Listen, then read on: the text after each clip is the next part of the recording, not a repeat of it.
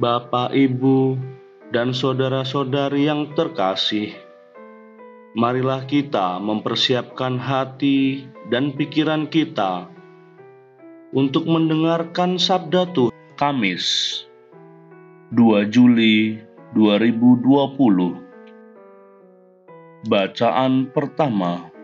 Bacaan dari kitab Amos, bab 7, ayat 10 sampai 17. Sekali peristiwa, Amazia, imam di Betel, menyuruh orang menghadap Yerobeam, raja Israel, dengan pesan, "Amos telah mengadakan persepakatan melawan tuanku di tengah-tengah kaum Israel. Negeri ini tidak dapat menahan segala perkataannya.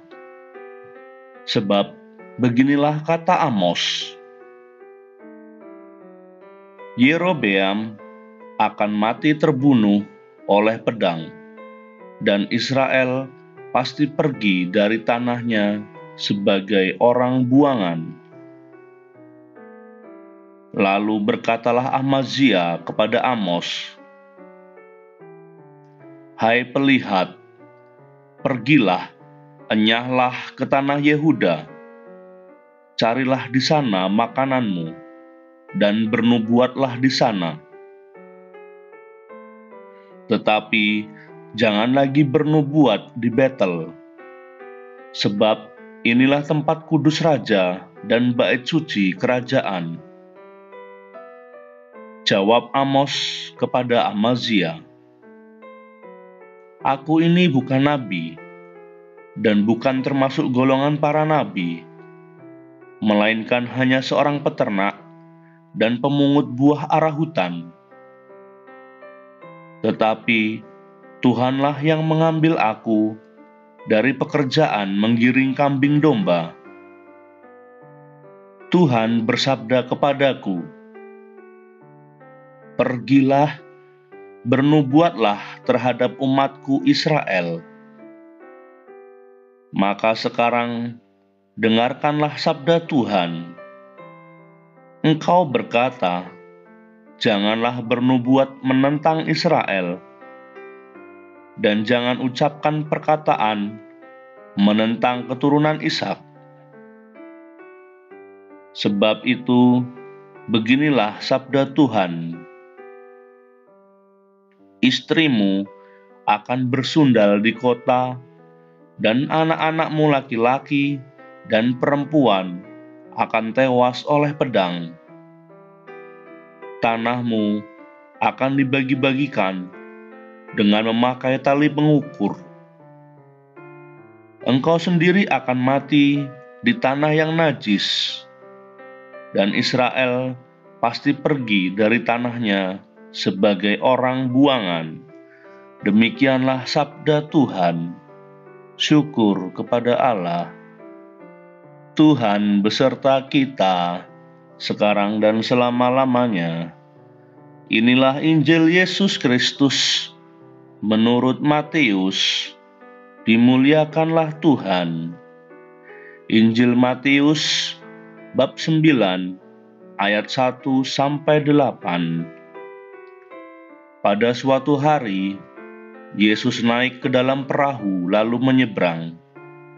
Kemudian sampailah ia ke kotanya sendiri. Maka dibawalah kepadanya seorang lumpuh yang terbaring di tempat tidurnya. Ketika Yesus melihat iman mereka, berkatalah ia kepada orang lumpuh, "Percayalah anakku, dosamu sudah diampuni." Maka berkatalah beberapa orang ahli Taurat dalam hatinya, "Ia menghujat Allah."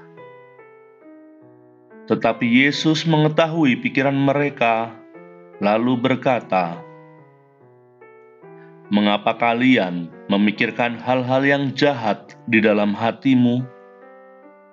Manakah lebih mudah mengatakan, 'Dosamu sudah diampuni,' atau mengatakan, bangunlah dan berjalanlah.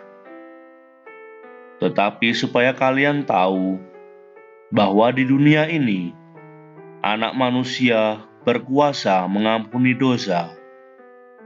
Lalu berkatalah ia kepada orang lumpuh, bangunlah, angkatlah tempat tidurmu, dan pulanglah ke rumahmu. Dan orang itu pun bangun, lalu pulang.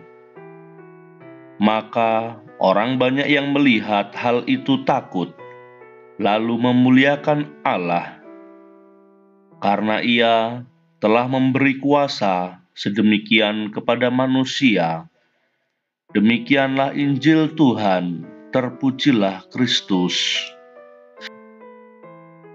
Bapak, Ibu, dan saudara-saudari yang terkasih, kita tahu bahwa negara kita memiliki banyak sekali sumber daya alam, termasuk sungai. Kemudian dibangunlah jembatan-jembatan di atas sungai tersebut. Namun, kondisi saat ini banyak sekali jembatan-jembatan tersebut kondisinya sangat mengenaskan. Banyak rusak berat, bahkan tak jarang menelan korban jiwa. Padahal, jembatan itu memiliki fungsi yang sangat vital, menghubungkan satu daerah dengan daerah lain, dan untuk mendekatkan satu dengan yang lain.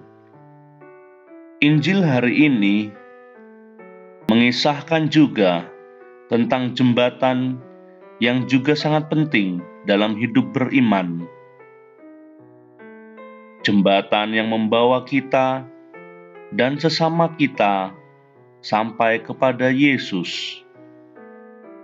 Kisah pada Injil hari ini tentang bagaimana seorang lumpuh yang dibawa oleh beberapa orang kepada Yesus disembuhkan oleh Yesus karena iman yang dia miliki, serta oleh iman-iman orang yang mengusungnya. Oleh karena itu, alangkah sedihnya hati Yesus ketika jembatan iman itu hendak diputus oleh ahli Taurat. Mereka justru berpikiran jahat dan mengecam tindakan Yesus. Mereka mau merobohkan jembatan kasih antara Yesus dan orang beriman. Bapak, Ibu, dan saudara-saudari yang terkasih, panggilan untuk mengikuti Yesus merupakan perutusan untuk menjadi jembatan iman kita. Jembatan yang mengantar dan membawa diri kita kepada Yesus.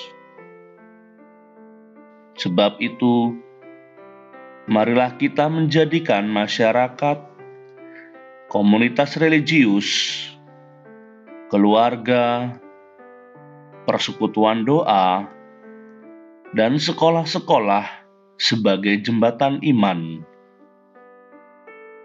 Jembatan yang menjadi akses dan penyalur belas kasih Allah kepada manusia.